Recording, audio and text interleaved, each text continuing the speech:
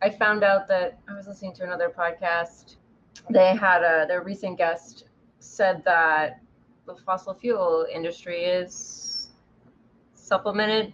I'm missing the word. Subsidized a lot Yeah.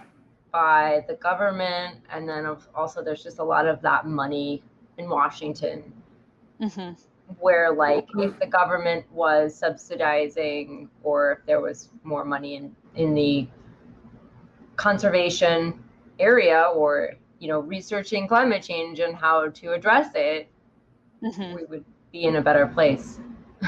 Yeah. So you're Well, so case right. in point, Kat, I know that the work you were doing before you went back to grad school was in more private sector contract work, and a lot of it was for natural resources like oil, coal, et cetera, et cetera. So you were being employed as a botanist and in a conservation capacity, but your paycheck was ironically being cut by the companies that probably could have cared less. Yes. So it's just such a strange juxtaposition.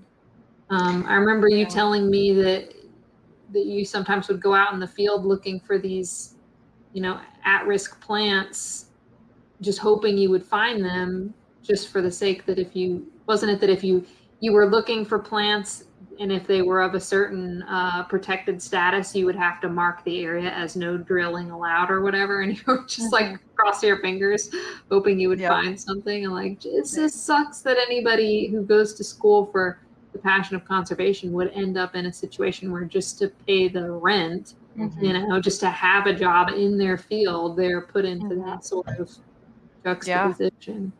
I mean, it's seldom talked about in our field, I feel like, but it's the main source of revenue is things like mitigation. So like an oil and gas company will drill, and then they'll have some certain criteria that they have to meet to restore, or you'll alter a stream channel. This is big in North Carolina, stream restoration. Most of my friends get paid just doing mitigation for stream alterations. And so it's a perverse incentive in our society, in our economy, that people like me are paid mostly from detrimental industries to the causes we believe in. It's a big problem in my opinion, and I feel incredibly fortunate that I worked to find a place where I can be paid to actually do good work and not have to sell my soul like that, because it's crushing and it's really sad, and it's unfortunately the way that you actually make good money is by doing mitigation work like that. So yeah, really happy I don't work for oil and gas anymore. Now I'm working to take them down.